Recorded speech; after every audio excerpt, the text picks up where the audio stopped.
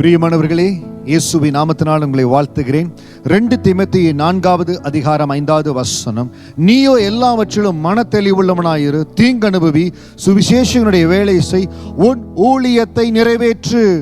பவுல் தீமோத்தேயுக்கு சொல்லுகிறார், உன்னுடைய என்ன டிஸ்ட்ராக்ஷன் வந்தாலும், என்ன பாடுகள், என்ன உபத்திரங்கள் வந்தாலும், என்ன ஏமாற்றங்கள், துரோகங்கள் வந்தாலும் எல்லாவற்றையும் தள்ளி வைத்துட்டு நீ மனத்தெளிவுள்ளவனாயிடு, உன் ஊழியத்தை நிறைவேற்று. இந்த வார்த்தை கடந்து கொண்டு வந்திருக்கிற பொழுது ஒரு சிலர் நினைக்கிறீங்க, நான் ஏசப்பாவுக்காக ஊழியம் செய்து ஏசப்பா ஏசப்பான்னு சொல்லி அவருக்காக ஊழியம் செய்தேன், அவர் பெயரை வைத்து என்னை ஏமாற்றி விட்டாங்க, அவர் பெயரை வைத்து ஏசப்பாக்கு செய்ய சொல்லி ஏமாற்றி விட்டாங்க. ஆமா, இன்னைக்கு அநேக குள்ள நரிகள், அப்படிப்பட்ட துரோகம் செய்கிற ஜனங்கள் இருக்கிறாங்க. ஆண்டுடைய பெயரை வைத்து ஜனங்களை வஞ்சிக்கிறவங்க இருக்கிறாங்க.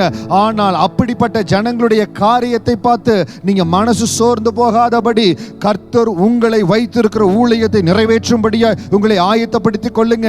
அப்படிப்பட்ட இடங்களிலிருந்து கர்த்தர் உங்களை வெளிக்கொண்டு வருவார். எப்பொழுது ஆண்டவர் உங்களுக்கு அந்த தெளிவை கொடுக்கிறாரோ, எப்பொழுது அந்த ஆவிக்குரிய தெளிவை கொடுக்கிறாரோ, அந்த இடத்திலிருந்து வெளியில வந்து அதற்காக ஊழியமே செய்யாதபடி இருந்து விடாதீங்க.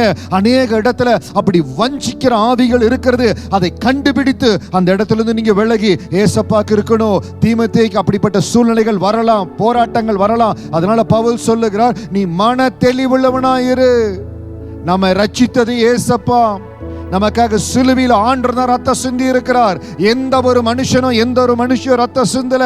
அதனால தயவு செய்து யாரையும் முதன்மைப்படுத்தாதபடி ஏசப்பாவை முதன்மைப்படுத்தி நான் அவருக்காக ஊழியம் செய்கிற மன தெளிவுள்ளவனாயிரு.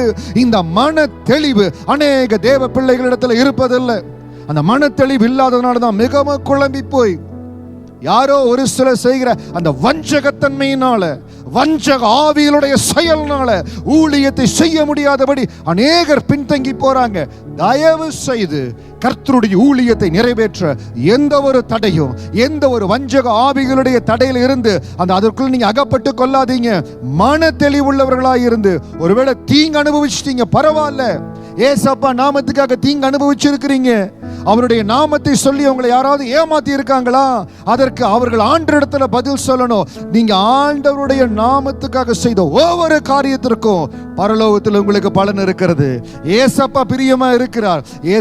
ஏசப்பான்னு சொல்லி உங்களுக்கு செய்ய சொன்னாங்க, ஆனால் சுய ஞாபகத்துக்காக பயன்படுத்தி கொண்டாங்க. அதை பற்றி நீங்க கவலைப்படாதீங்க.